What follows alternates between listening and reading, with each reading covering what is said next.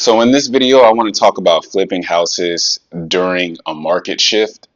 As of right now in 2026, we are in a bit of a market shift. There are some things that you're definitely going to have to adapt to when the market changes. There's really no ifs, ands, or buts about it. It is what it is. So that's what I want to talk about in this video, how you can actually adapt to market shifts and how you can actually improve your business. I don't want you to think just because a market changes, that means that the money stops or, you can't flip houses anymore, because that's just not the case. So let's talk about some things that you can do differently in your business to make sure you still succeed at flipping houses during a market shift.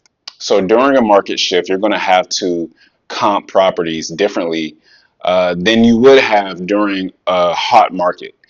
And what I mean by that is when you are looking for your after repair value, when you're looking for the ARV, you're going to have to look at it from a more conservative, aspect or perspective. You can't just be bullish on what the ARV is going to be, because if you are in a shifting market, then you will be, you know, sadly disappointed.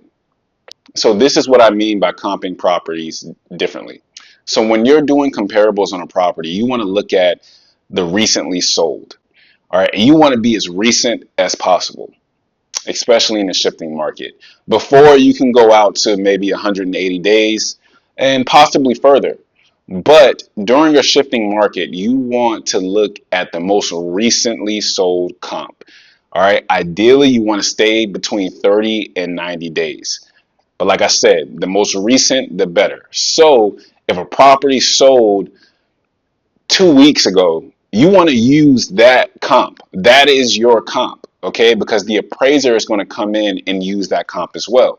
The appraisers know that the market is shifting. So what's going to happen is that they're going to use the most recently sold comps. So don't get stuck, or don't try to go past 180 days to justify your comp. What you want to do is you want to look at the most recently sold one. So stick between 30 and 90 days. Don't go past 180. Only go past 180, 180 days, if you absolutely have to and there are no comps, but you're still taking a huge risk. So make sure you stay between 30 and 90 days. What you also want to look at when comping properties in a shifting market is the distance from the subject property, your property, and the comparable. You ideally want to stay within that subdivision or half a mile. If you can stay within the subdivision, great. That is your comp.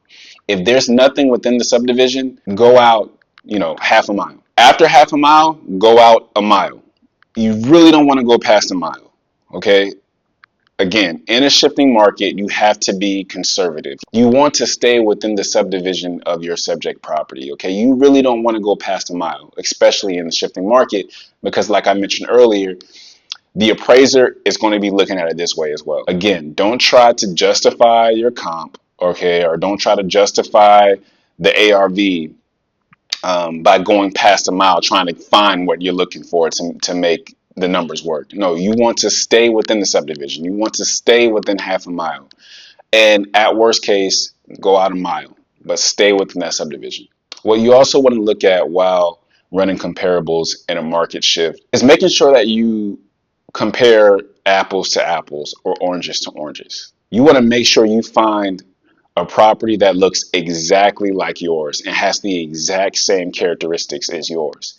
Okay, if yours is a 3-2 with a garage and it's 1,500 square feet, you want to make sure that comparable matches your subject property. That comparable needs to be a 3-2 with a garage and 1,500 square feet. And there's no ifs, ands, or buts about it. In a shifting market, there's a lot of unknown. And because there is a lot of unknown, you want to minimize the amount of risk that you're going to take in a shifting market. And the way to do that is comparing apples to apples and oranges to oranges. All right, you're no longer in a super hot market where you can just throw anything up on the MLS and you are going to get 10 or 15% over asking price because everybody and their mom wants to buy a house at a 2% interest rate. We're just not there anymore. So now you have to be more intentional and you have to be more conservative in your underwriting. And you do that by comparing apples to apples and oranges to oranges. If you see a 3-bed, 2-bath with a garage and 1,500 square feet sell for $420,000, then that is what your ARV is. And the most important thing when running comparables in a shifting market is to not justify the ARV. Don't try to make up things in your head to justify a higher ARV or after repair value. You're going to get in trouble doing that. Okay? Stick to what you see, stick to what is sold, stick to the facts. And the facts are sold houses, sold comparables. Okay? If you see a sold comparable sell for 320, that is what it is. The appraiser is going to see that. Okay. And that is your ARV. All right. Do not try to justify the ARV because you want because you want to buy that property for whatever reason. All right. Because you're impatient, or you just have to buy this deal because you know that if you do a certain type of thing to your subject property, then you may get this price based on what a comp sold 2 miles away. Like when you got to do all that, that's not the property for you. Okay, especially in a shifting market. Again, you want to minimize your risk, and the way to do that is to stick to facts, because anything above that or anything out of that, you're just gambling. Okay, it's already a big enough risk flipping houses. You don't want to make it riskier than it needs to be. And so, to minimize that risk, you need to stop trying to justify a higher ARV just to make the numbers work, because that is how you will get in trouble. You have to be conservative. You have to be right when running your comps, because if you are wrong, then you will pay and you will have a house that will not sell and you will lose money. Now, I want to talk about listing properties during a market shift. Now, the first thing that you will need to do during a market shift when you are about to list your flip, okay, you've done the renovation, now it's time to put it on the MLS. The most important thing you can do is to make sure you price it right the first time, especially in a shifting market. What I mean by pricing it right the first time is you do not want to put that property on the MLS and it's overpriced. That is one sure way to have your property stay up on the MLS longer than it needs to be. In a shifting market, your property needs to be priced correctly so it sells fast, because that's the whole incentive of flipping houses. You want to get in and you want to get out and you want to make money. And in order to get in, get out, and make money, you need to price it right. I've seen a lot of investors, and I'm not going to lie, I've been a culprit of this as well, who are still stuck in the days of 2020 and 2021, where you can just overprice properties and people are going to come running, sending you 20 offers and more than you can handle, and you have so many offers to choose from to where you can just sell the property and it's overpriced. We're no longer in that market. Okay, if you don't price the property right, what's going to happen is the property is going to sit and sit and sit. And even when you reduce the price to the correct price of what you should have priced it in the first place, no one's going to want to come look at the property. No one's going to want to buy the property, because then the realtor or the buyer, in their head, they're going to be thinking, why has this sat on the market for so long? Or why is this? There must be something wrong with this property. Why is it just sitting here? And the reason why it is sitting there is because you priced it wrong. You put it on the MLS at the wrong price. You overpriced it. And so now you're going to be stuck constantly decreasing the price or dropping the price on the property, and it won't sell. And then what's going to happen is that now you have to give seller credits, or you have to give a discount to a buyer because your property has sat on the market for so long. And that's where you don't want to be as an investor. It is a really bad feeling. And that is a sure way to lose money on your house flip. So in a shifting market, make sure you are pricing the property correctly the first time. Okay, this will allow you to make money and get in and out of the deal. Something else you want to consider with your listed property is to actually incorporate staging.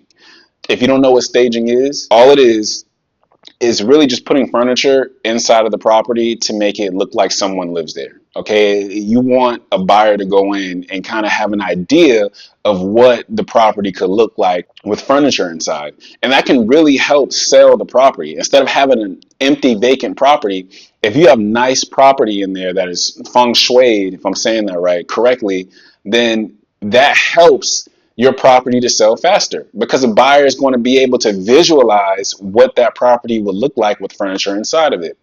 Now, back, when the market was hot, you didn't need to do any of that.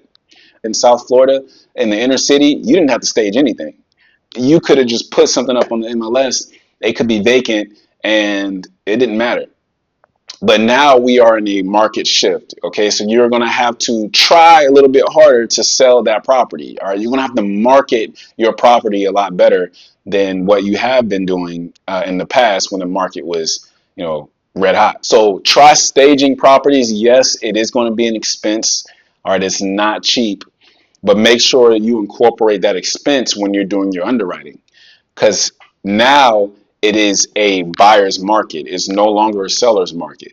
Now there's more sellers than buyers. So you want that buyer to choose your property, and you're going to have to market it in a way that they will choose your fully renovated property over somebody else's fully renovated property. That's just the times we're in right now. And one other thing you want to do for your fully renovated listing during a market shift is to really have a detailed description of your listing. All right. If you are not a realtor and you have a realtor listing it for you, make sure that they are really descriptive, that detailed about your listing. You want to make sure the square footage of the bedrooms of each bedroom is on the listing. You want to make sure the location, what is near, what is by, if it's walking distance from maybe a shopping center or a beach. You want to make sure everything that has been updated to that property is in the description. You want to be as detailed as possible in your description because then that makes it easier for the buyer and their realtor to know exactly what they're walking into. That's less work they have to do. And if that's less work they have to do, that makes your listing and your property more appealing. And again, there are more sellers than buyers. We are in a buyer's market. So you want to do everything you can to market your property in a way that just outcompetes the other properties. You want to market your property the best way you can. And the way to do that is to have a detailed description of your property. That is what is going to make you stand out from the other sellers. Now, what I'm about to mention proves that we are no longer in a seller's market and it's a buyer's market. Okay. In a market shift, what you will have to truly consider to help sell your property is to provide credits. Okay. And I hate saying it as a seller. I hate doing it, but it is what it is. We are now in that market where buyers are going to expect credits from the seller. Because we're in a buyer's market, the buyer has the majority of the leverage, and they're going to use that leverage to get credits so they can pay less in closing costs. It's less of a down payment that they have to put down. Essentially, you are helping the buyer with closing costs. You're giving up some of your proceeds as a seller to reduce closing costs or a down payment for the buyer. And while, yes, you are reducing your proceeds, giving a credit to the buyer can definitely make your property and listing more appealing. And it can actually help it sell faster. But that is the market that we're in today. That is what comes with market shifts. And you have to go into listing your property with that in mind. You can actually just start out with that. You don't have to wait till someone offers you that. Your listing is more appealing if you go into the description, the seller is offering buyer credit towards closing costs. That is a great marketing ploy to be able to sell your property a lot faster. Again, you want to get in and out and you want to make sure you make money. Make sure that expense, that seller credit expense, is in your underwriting when you go purchase the property as an investor to flip. You want to incorporate that in your underwriting. And you can actually see what the market is doing as far as seller credits, how much seller credits are being given to the buyer by just looking at other listings. See what other sellers are offering in seller credits to the buyer, especially if you have access to the MLS. It's going to show you exactly how much of a credit was given to the buyer. And just look at multiple comparables to see, okay, what's the average? What's the sweet spot for a seller credit? So that way, when you're in negotiations, you know exactly how much to give to the buyer. If the buyer is over asking for a credit, or if you're giving too little of a credit, like at least you'll have an idea of how much to give to the buyer. Now, this last thing you should take into consideration while flipping houses in a market shift, it's very effective and it's something that you should definitely do. And that's saying no to more deals. It's as simple as that. You gotta say no more. All right. We are no longer in the market where you can just buy any and everything and it's all going to work out. If the numbers don't work, they don't work. Don't try to make them work. Okay, because then you will be sorry in the end. We are not in that market anymore. Stuff just doesn't appreciate overnight. We are in a buyer's market. So you need to act accordingly. If the deal doesn't make sense, it doesn't make sense. If the seller is being delusional about price, move on. Do not take any chances. Do not waste your time on deals that don't make sense, because you will pay in the end. Say no to more deals. I have a saying that sometimes the best and most profitable deal you can do is a deal you say no to. Saying no to a deal will save you a lot of headache, a lot of time, and a lot of money. So don't be afraid to say no. It's okay to say no. That way you have resources on a deal that actually makes sense and that will actually make you money. So I hope you got value out of this video. If you did, please like and subscribe, and I'll see you next video.